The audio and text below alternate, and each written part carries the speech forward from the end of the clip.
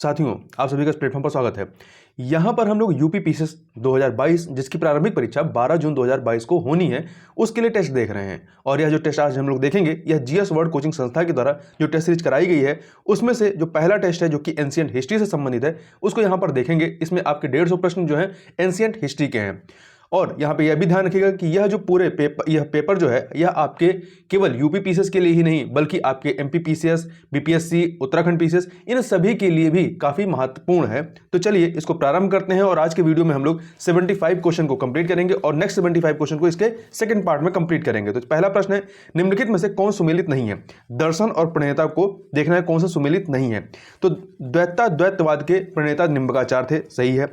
दूसरा देखें, शुद्ध अद्वैतवाद के प्रणेता रामानुजाचार्य थे, ये गलत है क्योंकि शुद्ध अद्वैतवाद के प्रणेता वल्लभाचार्य थे और जिनके द्वारा पुष्टि मार्ग मतलब उनका जो था उसे पुष्टि मार्ग के प्रणेता के रूप में इन्हें जाना जाता है। जबकि रामानुजाचार्य ने विशिष्ट द्वैतवाद की अवधारणा दी गई थी और रामानुजाचार्य द्वारा श्री संप्रदाय की स्थापना की गई थी, जबकि वल्लभाचार्य जी के द्वारा रुद्र संप्रदाय की स्थापना की गई थी। इसके अतिरिक्त अद्वैतवाद के प्रणेता शंकराचार्य थे, पूर्ण अद्वैतवाद के प्रणेता महर्षि अरविंद थे।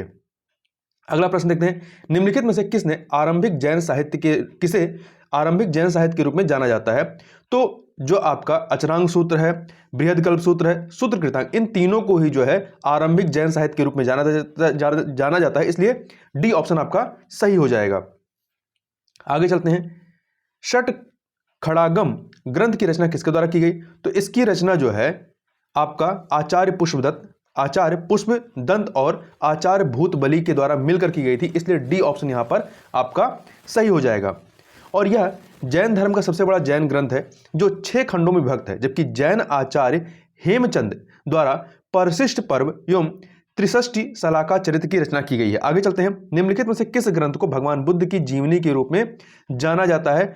तो ललित विस्तार को भगवान बुद्ध की जीवनी के रूप में जाना जाता है, जबकि महायान संप्रदाय से संबंधित साहित्य को बैपुल्य सूत्र कहा जाता है। और बुद्ध चरित्र की रचना अष्टघोष के द्वारा की गई थी, जबकि कल्प सूत्र जो है ये जैन धर्म का ग्रंथ है जिसकी रचना भद्रबाहु के द्वारा की गई थी। आगे चलते हैं, उच्च पुरापाषाण काल का प्रधान पाषाण उपकरण कौन सा था?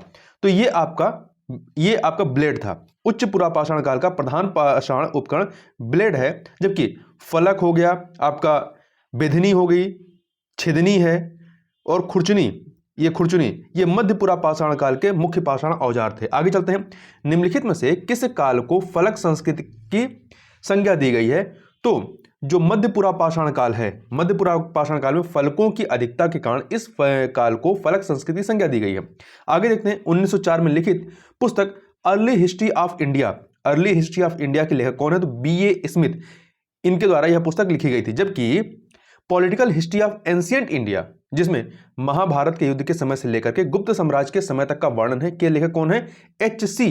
राम चौधरी जी हैं। आगे चलते हैं, अगले प्रश्न में क्वेश्चन नंबर 8 देखते हैं, बड़ी संख्या में दफनाए गए बच्चों के समाधान किस संस्कृत से प्राप्त होते हैं? तो ये आपके जारवे संस्कृत से प्राप्त होते हैं। यहां ध्यान रखिएगा कि जारवे, कायथा आहार तथा मालवा संस्कृत सभी ताम्रपाषाणिक संस्कृतियां रही हैं, जिनमें ये कालक्रम लगाएंगे तो सबसे पहले आहार संस्कृत आएगी, फिर कायथा संस्कृत, फिर मालवा और फिर जोरवे संस्कृत आएगी। आहार संस्कृत जो है ये दक्षिण पूर्व राजस्थान में विस्तारित थी, कायथा संस्कृत मध्य प्रदेश के उज्जैन में, मालवा संस्कृत जो है ये मध्य प्रदेश और महाराष्ट्र के नर्मदा घाटी में विस्तारित थी, जबकि जारवे संस्कृत जो है ये महाराष्ट्र के इनाम गांव और नेवासा में विस्तारित थी। आगे देखते हैं, चावल की खेती का विश्व में सबसे पुराना साक्ष्य कहां से प्राप्त हुआ है? तो लहुरा देव से प्राप्त हुआ है। कहां से? लहुरा देव। ये आपका संत कबीर नगर में स्थित है, तराई क्षेत्र है, यहां से चावल के साक्ष्य मिले हैं। कब के हैं ये? 8000 ईसा पूर्व से लेकर 9000 ईसा पूर्व के हैं। इसके अतिरिक्त इलाहाबाद के दक्षिण में स्थित कोल्डिहवा से भी, जो कि बेलन नदी घाटी में स्थित है, यहां से भी चावल खेती के साक्ष्य मिले हैं। यहां ध्यान रखने वाली बात है कि मेहरगढ़, महगरा, कोल्डिहवा तथा बालाथल ये सभी स्थल जो है नवपाषाणिक संस्कृति से जुड़े हुए हैं। आगे चलते हैं, लौह युग के संदर्भ में निम्नलिखित में से कौन से कथन सही हैं? तो देखते हैं, भारत में ताम्रपाषाण काल के समाप्त होते होते ग्रामीण बस्तियां बस चुकी थीं, लेकिन भौतिक संस्कृति में परिवर्तन लोहे के साथ होता है। बिल्कुल सही बात है। दूसरा, भारत में लोहे का साक्ष्य 1000 ईसा पूर्व के आसपास एटा जिले के अंतरजी खेड़ा से प्राप्त हुए हैं। दोनों ही कथन यहां पर पूरी तरीके से सही हैं। देखिए, नवपाषाण काल को ताम्रपाषाण काल के नाम से भी जाना जाता है और पत्थर के बदले तांबे के औजार, आग का प्रयोग, स्थायी खेती आदि के चलते इस काल में आधुनिक भारतीय ग्रामीण समाज की नींव पड़ी। महाराष्ट्र के इनाम गांव से हमें किलाबंद बस्ती के प्रमाण मिले हैं। वहीं दैमाबाद से कई पालतू जानवर जैसे कि गाय, बैल, बकरी आदि के अवशेष मिले हैं। इस जीवन शैली में व्यापक बदलाव उत्तर वैदिक काल में लोहे की खोज के साथ होता है। आगे चलते हैं। आगे अगला प्रश्न, निम्नलिखित में से किस संस्कृत को हड़प्पा की कनिष्ठकालीन संस्कृत भी कहा जाता है? तो कायथा संस्कृत को कहा जाता है। यहाँ के कुछ मृद भांडों पर प्राक हड़प्पीय प्रभाव तथा कुछ पर हड़प्पाई प्रभाव दिखाई पड़ता है। यह संस्कृत मध्य प्रदेश के उज्जैन के निकट छोटी काली सिंध के किनारे पाई गई थी। कायथा संस्कृत के लोग अमीर थे तथा यहाँ की कई बस्तियां किलाबंद रही हैं। आगे चलते हैं। कथन कांड वाला प्रश्न है। अभिकथन है कि सिंधु सभ्यता में अनाज कर के रूप में वसूला जाता था। सही है, कारण प्राचीन काल में यह प्रदेश खूब उपजाऊ था। दोनों ही कथन कांड सही है और व्याख्या भी कर रहे हैं। आगे चलते हैं अगले प्रश्न, क्वेश्चन नंबर 13। कथन कांड वाला प्रश्न फिर से है। तो देखिए, अभिकथन है हड़प्पाई शासकों का ध्यान विजय की ओर उतना नहीं था जितना वाणिज्य की ओर। बिल्कुल सही बात है। कारण सिंधु सभ्यता में अस्त्र शस्त्र का अभाव था। यह कथन भी सही है, अभाव था, परंतु यह व्याख्या नहीं कर रहा है। ठीक है, इसलिए यहां पे बी ऑप्शन जो है वो सही हो जाएगा। देखिए, डॉक्टर आर.एस. शर्मा के अनुसार सिंधु सभ्यता के लोगों ने सबसे अधिक ध्यान वाणिज्य और व्यापार की ओर दिया, क्योंकि विभिन्न हड़प्पाई स्थलों से उन्नत व्यापार के साक्ष्य प्राप्त हुए हैं। सिंधु सभ्यता का मूल आधार कृषि तथा व्यापार था। मार्शल आदि पुराविदों का मत है कि ये लोग युद्ध विमुख शांतिप्रिय लोग थे, युद्ध से विमुख रहने वाले। हालांकि हड़प्पा की खुदाई से स्पष्ट है कि वे आक्रामक भले ही ना हो रहे हों, परंतु अपनी सुरक्षा के लिए पर्याप्त सजग थे। कुल्हाड़ी, आरी, छुरा, बर्छा जैसे हथियार इसका प्रमाण है। आगे चलते हैं। अगला प्रश्न है, सिंधु सभ्यता के संबंध में निम्नलिखित में से कौन सा कथन असत्य है? सिंधु घाटी सभ्यता कांस्य युगीन सभ्यता थी। बिल्कुल सही बात है। इस सभ्यता में सर्वाधिक लोग भूमध्य सागरीय प्रजाति के थे। यह भी सही है। पूर्ण विकसित नगरीय जीवन का सूत्रपात इसी सभ्यता से माना जाता है। यह भी सही बात है। इस सभ्यता में केंद्रीकृत शासन प्रणाली मौजूद थी। यह सही नहीं है। देखिए, हड़प्पाइयों के राजनीतिक संगठन का कोई स्पष्ट आभास नहीं है अभी तक, क्योंकि हड़प्पावासी व्यापार वाणिज्य की ओर अधिक आकर्षित थे। इसलिए माना जाता है कि शासन व्यवस्था में भी वणिक तथा व्यापारी वर्ग की भूमिका महत्वपूर्ण थी। आगे चलते हैं। निम्नलिखित में से किसमें चारों आश्रमों का उल्लेख है? यहां देखिए, चारों वर्ण की बात नहीं, चारों आश्रमों का उल्लेख किसमें है? तो ये जबालोपनिषद में इसका उल्लेख किया गया है। ये आश्रम कौन थे? ब्रह्मचर्य, गृहस्थ, वानप्रस्थ और संन्यास। जबकि ऋग्वेद में सर्वप्रथम 4 वर्णों ब्राह्मण, क्षत्रिय, वैश्य, शूद्र का उल्लेख है। और इतरे ब्राह्मण में चारों वर्णों के कर्तव्यों का उल्लेख मिलता है। और आपका जो शतपथ ब्राह्मण है, शतपथ ब्राह्मण में स्त्री को पुरुष की अर्धांगिनी कहा गया है तथा मैत्रिणी संहिता या मैत्री संहिता से स्त्री की सर्वाधिक गिरी हुई स्थिति का ज्ञान होता है, जिसमें स्त्रियों को जुआ और शराब की भांति पुरुष का तीसरा दोष बताया गया है। आगे चलते हैं। आयुर्वेद किस वेद का उपवेद है? तो आयुर्वेद जो है ये ऋग्वेद का उपवेद। देखिए, उपवेद जो है वेदों से संबंधित माने जाते हैं। जैसे 4 वेद हैं वैसे ही उनके 4 उपवेद हैं। इन उपवेद कौन कौन से? आयुर्वेद, गंधर्ववेद, धनुर्वेद और शिल्पवेद। आयुर्वेद जो है ये ऋग्वेद का उपवेद माना जाता है, जबकि गंधर्ववेद जो है ये सामवेद का उपवेद है, और धनुर्वेद जो है यजुर्वेद का है, और शिल्पवेद अथर्ववेद का उपवेद है। आगे चलते हैं। निम्नलिखित को सुमेलित कीजिए। मौर्य प्रांत और राजधानी को। देखिए, उत्तरापद की राजधानी तक्षशिला थी, 3 से मिला दीजिए। दक्षिणापद की राजधानी सुवर्णगिरी थी, तो 4 से मिला दीजिए। और कलिंग की राजधानी तोषली थी, 1 से मिला दीजिए। अवंती राष्ट्र की राजधानी उज्जैनी थी, तो 2 से मिला दीजिए। इस प्रकार से 3412 अर्थात डी ऑप्शन आपका सही हो जाएगा। देखिए, अशोक के समय मौर्य साम्राज्य 5 प्रांतों में बटा हुआ था। इन प्रांतों को चक्र कहा जाता था। इन प्रांतों के प्रशासक कुमार या आर्यपुत्र कहलाते थे। इन प्रांतों का विभाजन विषय में किया गया था, जो विषयपति के अधीन होते थे। तो 4 प्रांत की बात कर लिए। जो 5वां प्रांत था वो था प्राची या पूर्वी प्रांत, जिसकी राजधानी पाटलिपुत्र थी। आगे चलते हैं अगले प्रश्न, क्वेश्चन नंबर 18 पर। 18 नंबर क्वेश्चन है, भूमिदान का सर्वप्राचीन पुरालेखीय प्रमाण निम्नलिखित में से किस अभिलेख से प्राप्त होता है? तो ये आपका नानाघाट अभिलेख से प्राप्त होता है। ठीक है। देखिए, ब्राह्मणों को भूमि अनुदान देने की प्रथा का आरंभ सातवाहन शासकों ने ही सर्वप्रथम किया था। भूमिदान का सर्वप्राचीन पुरालेखीय प्रमाण सातवाहनों ने नानाघाट अभिलेख में मिलता है। 7 वाहनों के नानाघाट अभिलेख से मिलता है, जिसमें अश्वमेध यज्ञ में एक गांव में दान देने का उल्लेख है। सॉरी, अश्वमेध यज्ञ में एक गांव दान देने का उल्लेख है। ठीक है, आगे चलते हैं। शलाका पुरुष की अवधारणा किससे संबंधित है? तो शलाका पुरुष की अवधारणा जो है ये जैन धर्म से संबंधित है।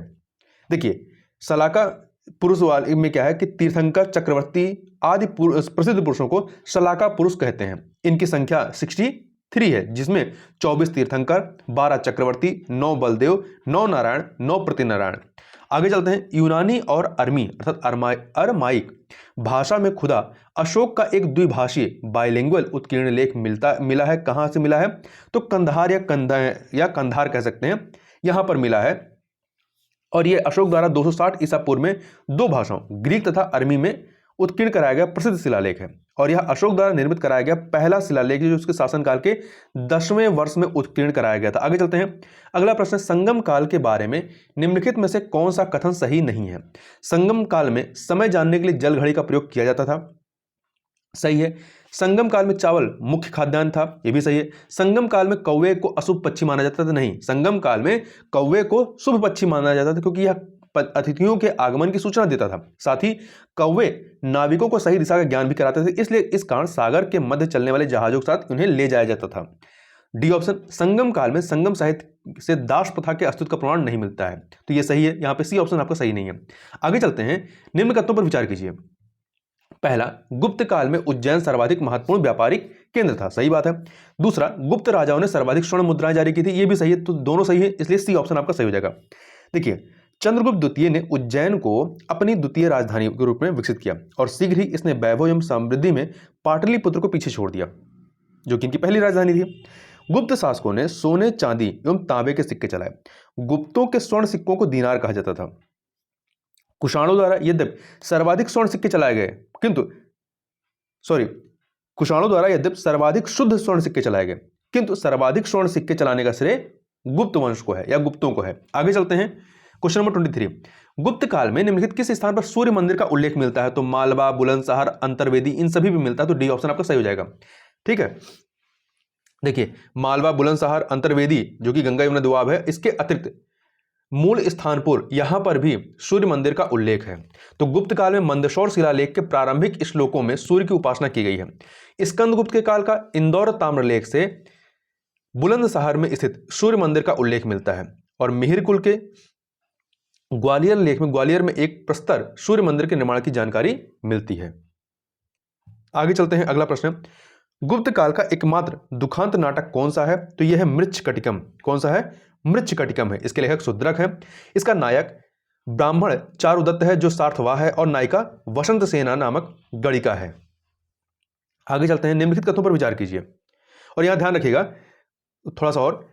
मुद्राक्षस के लेखक कौन है? मुद्राक्षस के लेखक यहां पे विशाखदत्त हैं।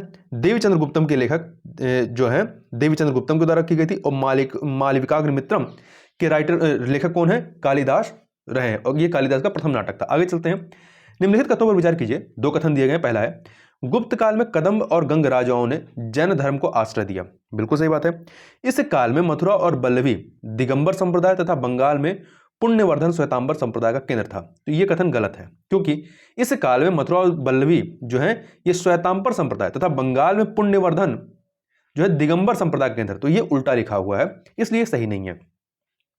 जबकि पहला वाला कथन आपका सही है, इसलिए ए ऑप्शन यहां पर आपका सही हो जाता है। देखिए, गुप्त काल में जैन धर्म उन्नत अवस्था में था। इस समय जैन ग्रंथों पर भाषाएं और भाष्य और टीकाएं लिखी गई। गुप्त काल में कदंब और गंग राजाओं ने जैन धर्म को आश्रय दिया था। आगे चलते हैं। निम्नलिखित में किस पल्लव शासक ने राजसिंह, आगमप्रिय और शंकर भक्त की उपाधि धारण की थी? तो नरसिंह वर्मन द्वितीय के द्वारा ये उपाधियां धारण की गई थी। पल्लव वंश का संस्थापक कौन था? पल्लव वंश का संस्थापक विष्णु था, और भारत पर अरबों के आक्रमण के समय पल्लवों का शासक नरसिंह वर्मन द्वितीय था। आगे चलते हैं अगले प्रश्न पर। महाबलीपुरम के एकाश मंदिर, जिन्हें रथ मंदिर कहा जाता है, का निर्माण किस वंश ने कराया था? तो ये जो है पल्लव वंश ने करवाया था। किसने? पल्लव वंश ने। पल्लव वंश के राजा नरसिंह वर्मन प्रथम ने कराया था। नरसिंह वर्मन प्रथम ने कराया था। इन रथ मंदिरों की संख्या 7 है। इन मंदिरों में सबसे छोटा द्रौपदी रथ है जिसमें किसी प्रकार का अलंकरण नहीं मिलता है। आगे चलते हैं, निम्नलिखित दो सूचियां इन्हें सुमेलित करना है। देखिए, देवदान, देवदान की बात करें तो देवदान क्या थे, ये मंदिर को उपहार में दी गई भूमि, तो इसको 4 से मिला दीजिए। इसे देवदान या तिरुन मटक्कनी भी कहा जाता है। ब्रह्मदेव क्या था, ब्रह्मदेव ब्राह्मणों को दान में दी गई भूमि, अर्थात 1 से मिला दीजिए। इसके बाद आता है पल्ली चंदम जैन संस्थानों को दान दी गई भूमि, इसे 2 से मिला दीजिए। और बेल्लन वगाई ये आपका जो है गैर ब्राह्मण किसान स्वामी की भूमि, अर्थात 3 से मिला दीजिए। तो 4 1 2 3 कहां पे है, 4 1 2 3, ए ऑप्शन आपका यहां पर सही हो जाएगा। इसके अतिरिक्त आप ध्यान रखिएगा कि एक वर्ड आता है शाला भोग, ये किसी विद्यालय के रखरखाव की भूमि होती थी। और चतुर्वेदी मंगलम ये ब्राह्मण को दी गई कर मुक्त भूमि होती थी। आगे चलते हैं, गुप्त शासक चंद्रगुप्त द्वितीय ने अपनी पुत्री प्रभावती का विवाह किस वाकटक शासक से करवाया था? तो इन्होंने जो है रुद्रसेन द्वितीय के साथ, वाकटक शासक रुद्रसेन द्वितीय के साथ करवाया था। आगे चलते हैं, चोल प्रशासन में भाग लेने वाले उच्च पदाधिकारियों को क्या कहा जाता था? तो चोल शासन में भाग लेने वाले उच्च पदाधिकारियों को पेरुंदरम कहा जाता था, जबकि निम्न श्रेणी के पदाधिकारियों को शेरुंदरन कहा जाता था। आगे चलते हैं, अगला प्रश्न, निम्नलिखित में से किसे तमिल जनता के राष्ट्रीय काव्य के रूप में जाना जाता है? तो किसे जाना जाता है? शिलप्पाधिकारम को। इलांगोकृत शिलप्पाधिकारम एक उत्कृष्ट रचना है जिसे तमिल रचना जनता के राष्ट्रीय काव्य के रूप में जाना जाता है। आगे चलते हैं अगले प्रश्न पर, क्वेश्चन नंबर 32। इसमें 2 सूचियां इन्हें सुमेलित करना है, नहीं सुमेलित नहीं करना, बताना है कौन सा सुमेलित है नहीं, ठीक है। तो देखिए, वाज्य या कैरूर ये चेरों की राजधानी थी, उरायूर चोलों की राजधानी थी, मदुरै पांड्यों की राजधानी थी, सही है। जबकि डी वाला देखिए, मुसरी या मुजरिस ये चोलकालीन प्रसिद्ध बंदरगाह था, नहीं ये चोलकालीन नहीं बल्कि चेरकालीन प्रसिद्ध बंदरगाह था। जबकि पुहार जो है ये चोलों की समुद्र तटीय राजधानी थी और चोलों का प्रसिद्ध बंदरगाह था। आगे चलते हैं, गुप्त काल में अस्थायी कृषकों पर लगाया जाने वाला भूमि कर कहलाता था, क्या कहलाता था? इसे ऊपरी कर कहते थे, क्या कहते थे? ऊपरी कर कहा जाता था। जबकि स्थायी कृषकों पर लगाया जाने वाला भूमि कर क्या कहलाता था? उद्रंग कहलाता था। और राजा को हर रोज दैनिक वस्तुओं के रूप में दिया जाने वाला कर भोग कहलाता था। और भूमि उपज का 1/6 हिस्सा भाग कहलाता था। आगे चलते हैं, क्वेश्चन नंबर 34। 2 सूचियां दी गई हैं गुप्तकालीन रचनाएं और लेखक की, इन्हें सुमेलित करना है। न्यायावतार जो है सिद्धसेन की है, तो 3 से मिला दीजिए। सूर्य सिद्धांत आर्यभट्ट की है, 4 से मिला दीजिए। पंच सिद्धांतिका ये ज्योतिष ग्रंथ है, ये वारामिहिर की है, 1 से मिला दीजिए। अष्टांग संग्रह ये आयुर्वेद ग्रंथ है, ये वाघभट्ट की है, 2 से मिला दीजिए। तो 3 4 1 2 अर्थात बी ऑप्शन आपका सही हो जाएगा। आगे चलते हैं, हिंदू काव्य दाय भाग के जन्मदाता जीमूत वाहन को किस राजवंश का संरक्षण प्राप्त हुआ था?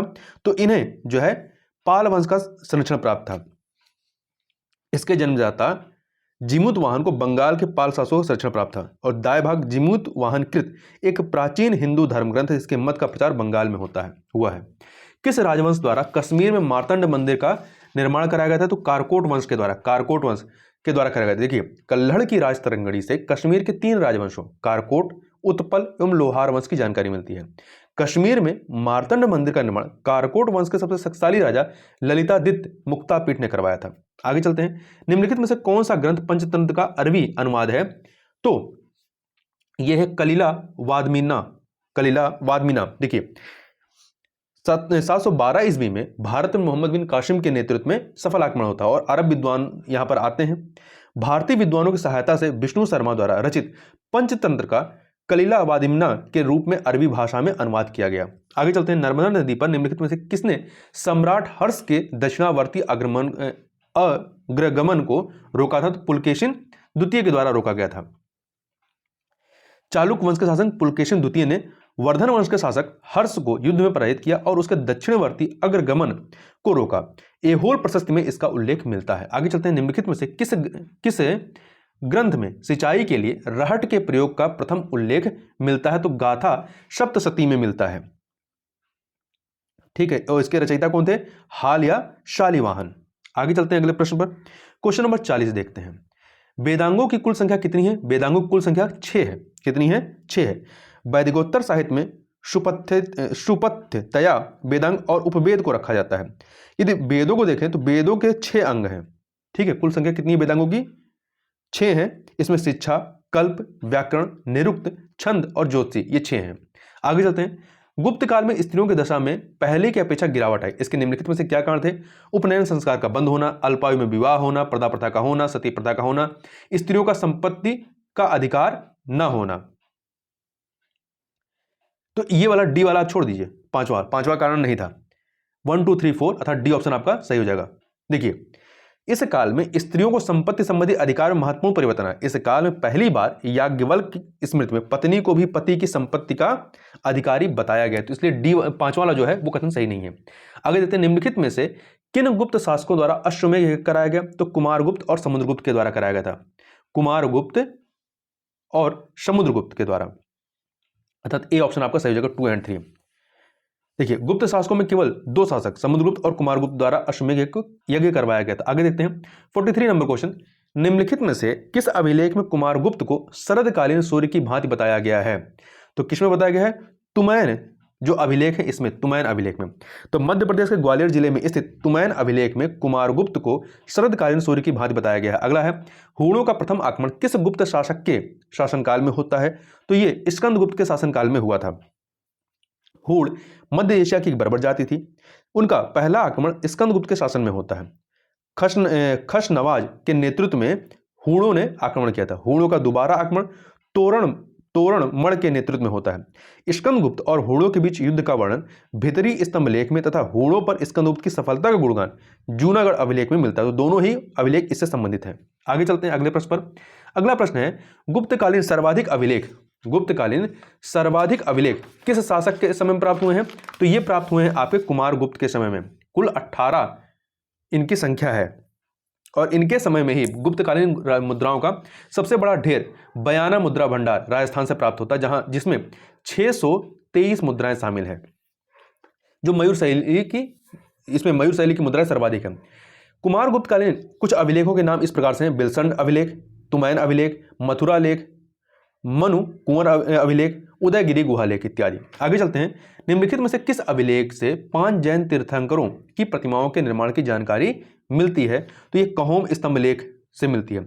उत्तर प्रदेश के गोरखपुर जिले में स्थित गुप्तकालीन कहोम स्तंभ लेख से पता चलता है कि भद्र नामक एक व्यक्ति ने 5 जैन तीर्थंकरों आदिनाथ, शांतिनाथ, नेमिनाथ, पार्श्वनाथ एवं महावीर की प्रतिमाओं का निर्माण करवाया था। यह अभिलेख स्कंदगुप्त के समय का है। आगे चलते हैं। निम्नलिखित में से कौन हर्षवर्धन द्वारा की गई रचनाएं हैं? तो देखिए, इसमें प्रियदर्शिका और रत्नावली हैं। तो यहां पर ए और बी नहीं बल्कि ए और सी होना चाहिए। तो डी ऑप्शन आपका सही हो जाता है। जबकि कादंबरी जो है ये आपकी बागभट्ट की कृति है। इसे संस्कृत साहित्य का श्रेष्ठ उपन्यास माना जाता है। और स्थानेश्वर की पुष्यभूति वंश के शासक हर्षवर्धन के 3 नाटकों को लिखने का श्रेय दिया जाता है: प्रियदर्शिका, रत्नावली और नागानंद। आगे चलते हैं। हूण शासक मिहिरकुल को पराजित करने का श्रेय किसे जाता है?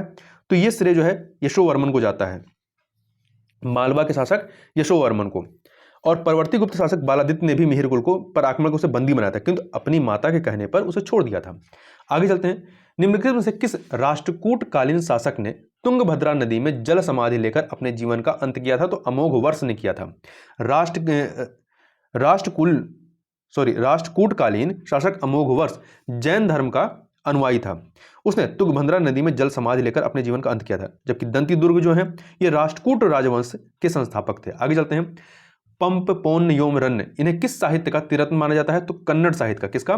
कन्नड़ साहित्य का तिरत्न माना जाता है। जबकि कंबन, कुट्टन और पुंगलेंदी को तमिल साहित्य का तिरत्न माना जाता है। आगे चलते हैं। यहाँ पे एक सूची में रचनाएं है, दूसरे में रचनाकार, इन्हें हमें सुमिलित करना। देखिए, कविराज मार्ग ये अमोघ वर्ष की है, 2 से मिला दीजिए। आदि पुराण जिनसेन की है, 3 से मिला दीजिए। गणित सार संग्रह महावीराचार्य की है, 4 से मिला दीजिए। अमोघ वृत्ति शक्तायना 1 से मिला दीजिए। तो 2 3 4 1 2 3 4 1, तो 2 3 4 1 अर्थात ए ऑप्शन आपका सही हो जाएगा। यहां ध्यान रखने वाली बात है कि जिनसेन, महावीराचार्य और शक्तायना ये सभी रचनाकार राष्ट्रकूट शासक अमोघ वर्ष के दरबार में रहते थे या संबंधित थे। आगे चलते हैं। निम्नलिखित दक्षिण भारत के प्रमुख राजवंशों एवं उनकी राजधानियों को सुमेलित कीजिए। यादव वंश की राजधानी देवगिरी थी, 4 से मिला दीजिए। होयसल वंश की राजधानी द्वार समुद्र, आधुनिक नाम इसका हेलेविड है, 3 से मिला दीजिए। कदम वंश की राजधानी वनवासी, 1 से मिला दीजिए। काकतीय वंश की राजधानी वारंगल, 2 से मिला दीजिए। तो 4-3-1-2 अर्थात सी ऑप्शन आपका सही हो जाएगा। आगे चलते हैं। ओदंतपुरी विश्वविद्यालय की स्थापना निम्नलिखित में से किस पाल शासक के द्वारा की गई थी? तो ये इसकी स्थापना गोपाल के द्वारा की गई थी। गोपाल पाल वंश के संस्थापक थे। इन्होंने मुंगेर को अपनी राजधानी बनाया और इनके द्वारा ओदंतपुरी विश्वविद्यालय की स्थापना की गई थी, जबकि विक्रमशिला विश्वविद्यालय की स्थापना इसी वंश के धर्मपाल के द्वारा की गई थी और पाल शासक बौद्ध धर्म के अनुयायी थे। आगे चलते हैं। गीत गोविंद के लेखक जयदेव निम्नलिखित में से किसके दरबार में रहते थे? तो ये जो है ये लक्ष्मण सेन के दरबार से संबंधित है। गीत गोविंद के लेखक जयदेव सेन वंश के शासक लक्ष्मण सेन के दरबार में रहते थे। इसके अलावा लक्ष्मण सेन की राज्यसभा में पवनदूत के लेखक धोई और ब्राह्मण सर्वस्व के लेखक हलायुध रहते थे। आगे चलते हैं। अगला प्रश्न है। पुष्यभीत अर्थात वर्धन वंश के थे। पुष्यभीत वंश के समय निम्नलिखित में से किसे उसकी समृद्धि के कारण महोदय श्री कहा जाता था? कन्नौज को कहा जाता था। कन्नौज को देखिए, हर्षवर्धन ने थानेश्वर की जगह कन्नौज को जीतकर अपनी राजधानी बनाया। पहले राजधानी थानेश्वर थी, फिर कन्नौज बनता है।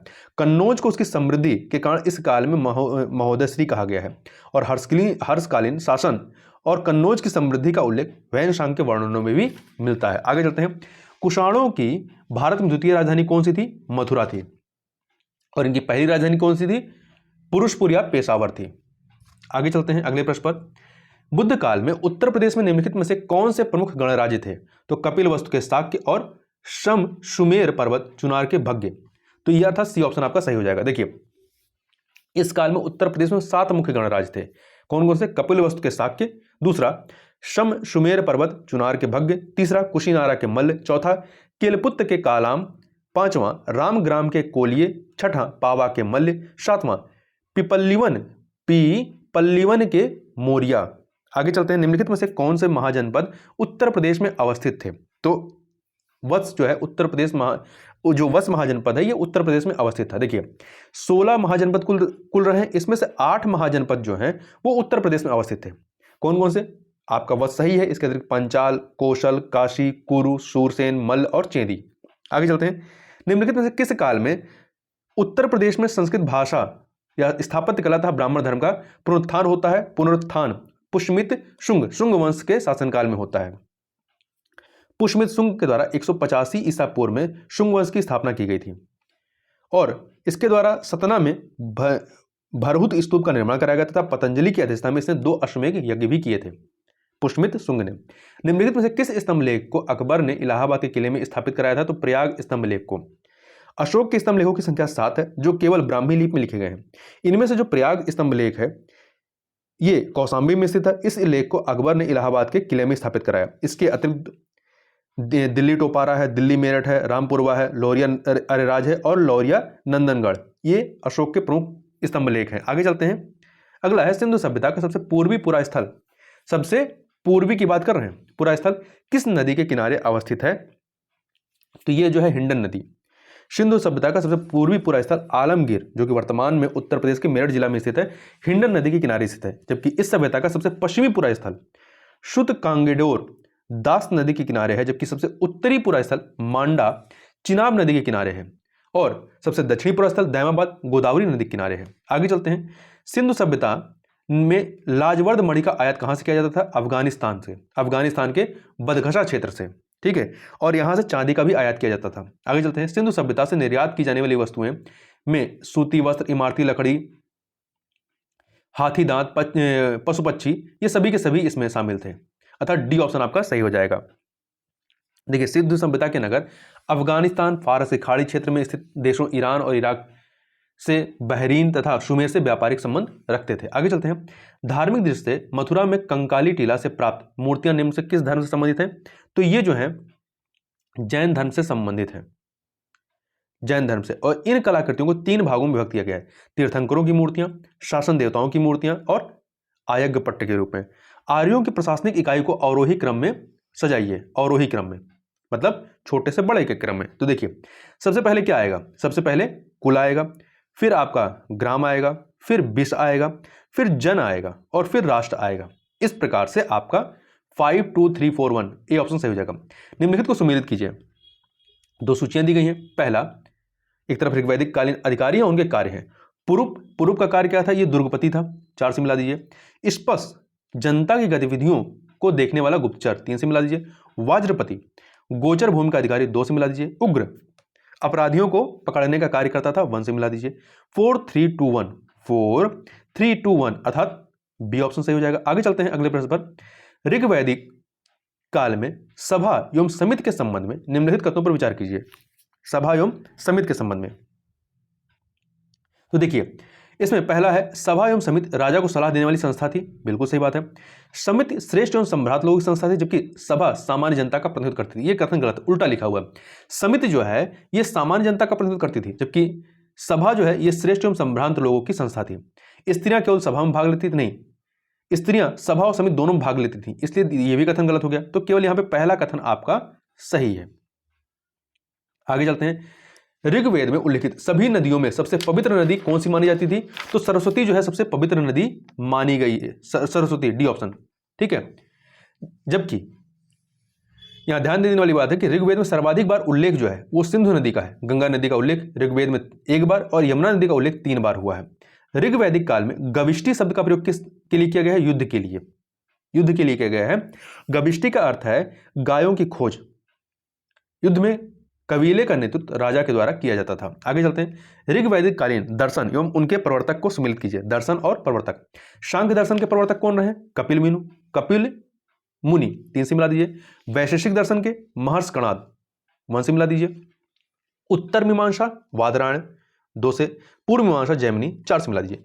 3 1 2 4 3 1 2 4 अर्थात डी ऑप्शन आपका सही हो जाएगा। आगे चलते हैं। 71 नंबर क्वेश्चन। ऋग्वैदिक काल में लोहित अयस्क किस धातु को कहा जाता था? तो ये तांबा को कहा जाता था। किसको कहा जाता था? तांबा को। देखिए, ऋग्वैदिक काल में आर्यों द्वारा खोजी गई धातु लोहा, जिसे श्याम अयस्क कहा जाता था, जबकि तांबे को लोहित अयस्क कहा जाता था। आगे चलते हैं। 72 नंबर क्वेश्चन। दशराज युद्ध का वर्णन ऋग्वेद के किस मंडल में मिलता है? तो ये आपका 7वें मंडल में मिलता है। किसमें मिलता है? 7वें मंडल में इसका उल्लेख आपको मिलता है। यह युद्ध परशुनी नदी के तट पर सुदास और दान राजाओं के बीच हुआ, जिसमें सुदास की जीत होती है। जबकि ऋग्वेद के 10वें मंडल में पुरुष सूक्त में चतुर्वर्णों का उल्लेख मिलता है। आगे चलते हैं। वैदिक काल में निम्नलिखित में से किसने देवताओं और मानवों के बीच मध्यस्थ का काम किया? तो अग्नि ने किया, अग्नि को माना जाता है। आगे देखते हैं। ऋग्वैदिक काल के संबंध में निम्नलिखित कथनों पर विचार कीजिए। 2 कथन दिए गए। इस काल में नियोग प्रथा में विधवा विवाह का प्रचलन था, बिल्कुल सही बात है। इस काल में बाल विवाह का प्रचलन भी देखने को मिलता है, यह कथन गलत है। तो यहां पर केवल पहला कथन सही है। ऋग्वैदिक काल में विवाह संस्था कायम हो चुकी थी। साथ ही इस काल में बहुपति प्रथा के भी कुछ संकेत मिलते हैं, मतलब एक स्त्री के कई सारे पति। ऋग्वेद में नियोग प्रथा और विधवा विवाह दोनों के प्रचलन का आभास मिलता है। इस काल में बाल विवाह का कोई उदाहरण नहीं है। इस काल में ऐसा जान पड़ता है कि 16-17 वर्ष की आयु में विवाह होता था। आगे चलते हैं। ऋग्वैदिक काल के संबंध में निम्नलिखित में से कौन सा कथन सही नहीं है? इस काल में देवताओं की उपासना की मुख्य रीति या विधि स्तुति पाठ थी, सही है। इस काल में यज्ञ या बलि चढ़ावा में शाक, जौ आदि वस्तुएं दी जाती थी, यह भी सही है। चढ़ावा चढ़ाते समय यज्ञ में अनुष्ठानिक मंत्रों का उच्चारण किया जाता था, यह कथन गलत है। किसी भी प्रकार के अनुष्ठानिक मंत्र या याज्ञिक मंत्र का उच्चारण नहीं होता था। आगे चलते हैं। ये लोग आध्यात्मिक उत्थान के लिए देवराधना नहीं करते थे, यह बात सही है। तो यहाँ पे सी वाला सही नहीं है। देखिए, इस काल में लोग आध्यात्मिक उत्थान या जन्म मृत्यु के कष्टों से मुक्ति के लिए ऐसा नहीं करते थे।